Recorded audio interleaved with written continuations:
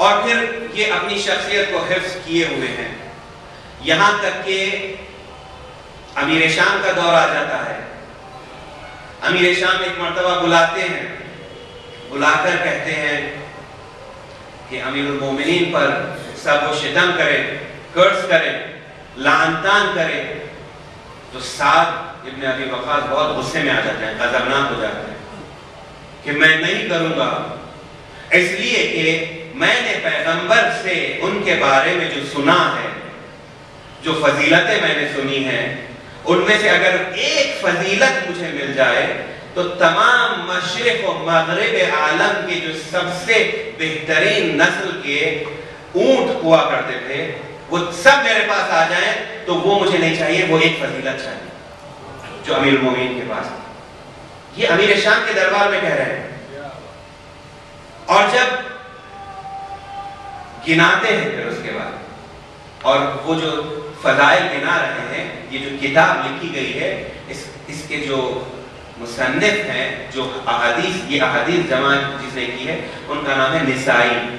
نسائی یہ بہت بڑے ہمارے برادران اہل سنت کے عالم دین ہیں، جو صحاح ستہ میں نسائی کی بھی ایک کتاب شامل ہے، اور انہوں نے ایک کتاب لکھی ہے خصائص امیر المومنین۔ اس میں یہ روایت موجود ہے، سعد ابن ابی وقاص نے جو گنایا امیر المومنین کے فضائل اور ان کی فضیلت، کہ امیر المومنین کیا تھے، کہ امیر المومنین کو پیغمبر نے کہا تھا کہ تمہاری منزلت اے علی مجھ سے ایسی ہے جیسے ہارون کی تھی موسیٰ سے، اس کے بعد لیکن میرے بعد کوئی پیغمبر آنے والا نہیں۔ حدیث منزلت، حدیث ولایت، من کنت مولا فہذا علی مولا کی حدیث یہ بھی بیان کرتے ہیں۔ انما یرید اللہ، قرآن میں کیسے یہ آیت آئی ہے، اس کا مصداق کون ہے کہ ذات امیر المومنین، یہ بھی بیان، تمام فضائل بیان کر رہے ہیں۔ اور پھر میں جب آگے بڑھتا گیا تو میں نے دیکھا کہ یہ بات ثابت ہے کہ جس طریقے سے زہر دیا گیا تھا امام حسن کو، انہیں بھی زہر دیا گیا نزدیک وہی وقفے میں، اسی ٹائم میں جب امام حسن کی شہادت واقع ہوئی، یہ بھی اس دنیا سے جاتے ہیں۔ بعد میں امیر المومنین کے فضائل بیان کرتے ہیں، لیکن ایسے فضائل بیان کرنے کا کیا فائدہ جب کہ امیر المومنین حق کی نصرت کے لیے بلا رہے تھے، اور آپ اپنی شخصیت کی بنا پر حق کی نصرت کرنے کے لیے تیار نہیں تھے۔ عزیزو، آج ہمارا بھی کیریکٹر ایسے ہی ہو گیا ہے۔ ہم جانتے ہیں حق کیا ہے، اگر کوئی آپ سے آ کر کہے حق کی نصرت کریں تو آپ حق کی نصرت کرنے کے لیے تیار ہیں۔ ہم شرفاء ہیں، ہم شریف لوگ ہیں، اس کا مطلب یہ ہے کہ تمام جہلا، ابو جہل کون تھا یا بنی امیہ کے افراد کیا تھے، کفار قریش کیا تھے، یہ سب شرفاء تھے۔ لیکن آج اسلام پر، مسلمانوں پر، دین پر قبضہ ہو گیا ہے جہلا کا اور ایسے افراد کا جس سے شرفاء جو حق جانتے ہیں ڈرتے ہیں۔ نتیجہ کیا ہوا؟ کہا جاتا ہے کہ نتیجہ یہ ہوا کہ امیر المومنین کی شہادت واقع ہوئی، امام حسن کی شہادت واقع ہوئی، اور اس کے بعد کربلا واقع ہوئی۔ خود سعد ابن ابی وقاص کا بیٹا خبیث عمر ابن سعد یزید کی آرمی کا کمانڈر بن کر رسول کے نواسے کا قتل کرنے آ گیا، خود کی نسل بھی تباہ ہو گئی، پوری نسل تباہ ہو گئی۔ تو ہم بھی کوئی بچنے والے نہیں ہیں، اگر ہم حق کا ساتھ نہیں دیں گے تو ہم بھی بچنے والے نہیں ہیں۔ ایک سوال کیجیے۔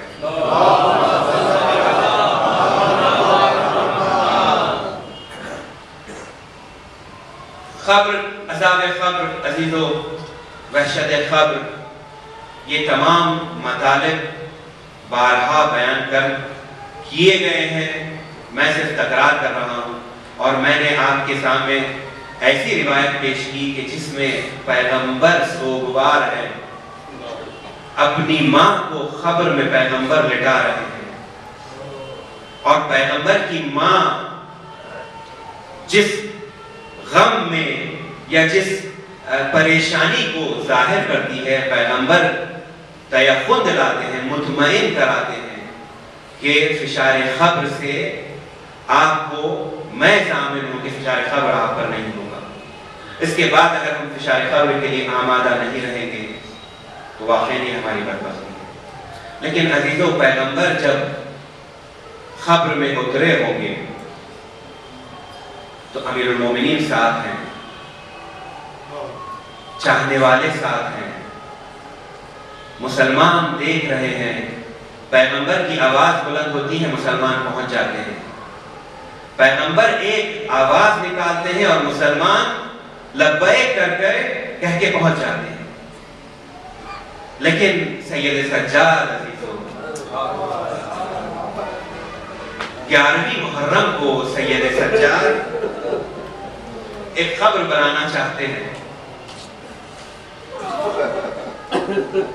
لیکن میت کے لیے سید سجاد کفن مہیا نہیں کر سکتے۔ یہ میت کو سید سجاد غسل نہیں دے سکتے۔ یہ میت کا جو اہتمام کرنا چاہیے، تشییع جنازہ جیسے ہونا چاہیے، سید سجاد ایسے تشییع جنازے کی تشکیل نہیں دے سکتے۔ 11ویں محرم کو ایک مرتبہ زینب کیا دیکھتی ہے کہ سید سجاد کا چہرہ سرخ ہو گیا ہے اور ایسے لگتا ہے کہ روح پرواز کر جائے گی۔ ایک مرتبہ بھتیجے کے قریب آتی ہے، سید سجاد تمہیں کیا ہو گیا ہے سید سجاد، اپنے آپ کو سنبھالو سید سجاد، کنبہ تمہارا تمہارے اوپر ہے سید سجاد، ہم سب تمہارے امیدوار ہیں سید سجاد۔ ایک مرتبہ سید سجاد بہت حسرت سے کہتے ہیں، پھوپھی اماں، جس کا جوان بیٹا زندہ ہو اس کے بابا کا لاشا بے گور و کفن تپتی ہوئی خاک پر پڑا ہوا ہے، پڑا ہوا نہیں عزیزو بلکہ روندا گیا ہے۔ کیسے سید سجاد نے تحمل کیا ہوگا؟ سید سجاد کو کیا کیا مصیبتوں کا سامنا کرنا پڑا عزیزو۔ لیکن میں ایک اور بات یہاں پر آپ کے سامنے عرض کرنا چاہوں گا، وہ یہ ہے کہ کربلا میں ہر شہید کا جو رول تھا، ہر شہید کا جو کردار تھا، ایسا کردار تھا کہ اس کردار کو صرف وہی شہید نبھا سکتا تھا۔ عباس کا جو کردار ہے آپ دیکھتے ہیں، سقائی کا جو کردار ہے، علمبرداری کا جو کردار ہے، وہ ایک اپنی انفرادیت منفرد ہے۔ ویسے ہی علی اکبر کا کردار دیکھیے، زہیر خین کا کردار دیکھیے، حبیب ابن مظاہر کا کردار دیکھیے، یہ سب توحید اور اس کے جمال اور جلال کے مظہر ہیں جو کربلا میں ظاہر ہوتے چلے جا رہے ہیں۔ لیکن کربلا کے بعد اگر آپ دیکھیں گے تو ایک بہن آپ کو نظر آئے گی، ایک سید سجاد نظر آئیں گے، اور پھر ایک بچی نظر آئے گی جو 4 سالہ بچی ہے، لیکن احقاق حق کے لیے، حق کی حمایت کے لیے سکینہ بھی ویسے ہی کوشاں ہیں جیسے کہ سید سجاد کوشاں ہیں، جیسے کہ زینب کوشاں ہیں، جیسے کہ ام کلثوم کوشاں ہیں۔ جہاں پر زینب کچھ نہیں کہہ سکتی، جہاں پر زینب بول نہیں سکتی، جہاں پر سید سجاد سر جھکا لیتے ہیں اس لیے کہ شمر کا تازیانہ لگ رہا ہے، وہاں پر سکینہ بی بی آگے آ جاتی ہے۔ سکینہ کے رونا، سکینہ کا گریہ سبب بن جاتا ہے۔ لوگ پوچھتے ہیں کربلا کی رودات، لوگ پوچھنے لگتے ہیں، لیکن عزیزو وہ وقت بھی آتا ہے، وہ وقت بھی آتا ہے عزیزو کہ جب زندان میں یہ بچی بہت بے چین ہے، یہ بچی بہت مضطرب ہے، اپنے بابا کو بہت یاد کر رہی ہے، لیکن بابا آتے نہیں۔ ایک مرتبہ سکینہ خواب سے بیدار ہوتی ہے، بابا کو یاد کرتی چلی جاتی ہے، بابا آتے نہیں ہیں، گریہ اتنا بڑھتی ہے، فغاں اتنا بڑھتا ہے کہ یزید کے دربار تک آواز جانے لگتی ہے۔ یزید بے چین ہو جاتا ہے کہ یہ کیا بات ہے، یہ کیوں گریہ ہو رہا ہے؟ کہنے والا کہتا ہے حسین کی بچی نے اپنے بابا کو خواب میں دیکھا ہے، اور بابا خواب میں آتے ہی بہت محسوس ملعون ہو چکی ہے اور سکینہ رو رہی ہے. یہ ملعون کیا کرتا ہے عزیزو؟ اگر کوئی یتیمہ اپنے باپ کو یاد کرے تو کیسے اسے تسلی دی جاتی ہے، کیسے اسے تشفی دی جاتی ہے. ہم کیسے مسلمان اسے، چاہے وہ مسلمان بھی کیوں نہ ہو، ہم کیسے اس کے ساتھ برتاؤ کرتے ہیں. لیکن یہ ملعون ایک مرتبہ حسین کا سر بھیج دیتا ہے. اگر وہ بابا کو یاد کر رہی ہے تو لے جاؤ سر اور دکھا دو اسے. اب جو زندان میں سر آتا ہے، ایک مرتبہ بچی ہمک کے اپنے بابا کے سر کو لے لیتی ہے. اب جو گریا شروع کرتی ہے، بابا آپ کے بعد میں نے کبھی پانی نہیں مانگا بابا، شمر کے تماچے کھائے بابا، شمر کے تازیانے کھائے بابا، دامن میں آگ لگ گئی بابا.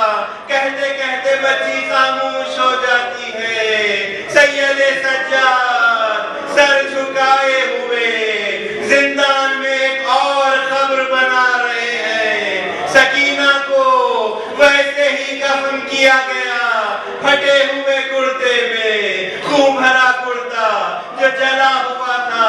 سید سجاد قبر میں اتارتے ہیں، بابا آپ کی امانت آپ کی طرف لوٹا. سَيَعْلَمُ الَّذِينَ ظَلَمُوا أَيَّ مُنقَلَبٍ يَنقَلِبُونَ إِنَّا لِلَّهِ وَإِنَّا إِلَيْهِ راجعون. بارے اللہ ہماری خلیل ادائی ہمیں کوئی غم نہ ہو سوائے ہمیں سید الشہداء. جملہ مومنین و مومنات کے حاجات کو بر اللہ، جو مقروض ہیں ان کے قرضوں کو ادا فرما، جو بیمار ہے وقت بیمار کربلا شفا عنایت فرما، تعجیل فرما ظہور قائم عالم ومن میں ہم سب کو ان کے ناصروں میں شمار. ایک سورہ فاتحہ سید محمد مظفر ابن میر جہانگیر علی خان جہانگیر یارجن کی روح کو وصال فرمائیے. اور کل کی مجلس عبادت خانہ حسینی میں 4 بجے شام مجلس رکھی گئی ہے اور حقیقی اس سے مخاطب ہوگا. آپ سے بانی مجلس کی گزارش ہے. بسم اللہ الرحمن الرحیم. الحمدللہ